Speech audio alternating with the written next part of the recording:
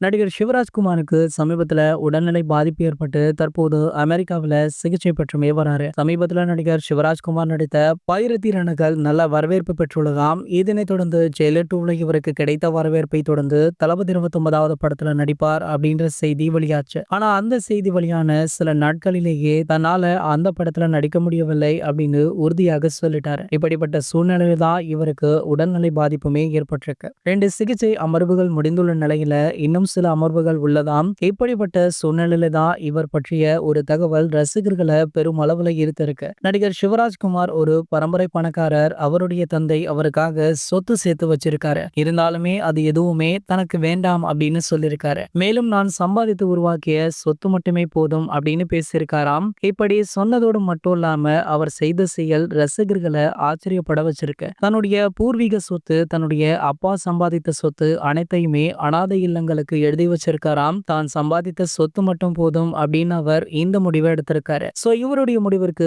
பலருமே வாழ்த்துக்களை தெரிவிச்சிட்டு இருக்காங்க.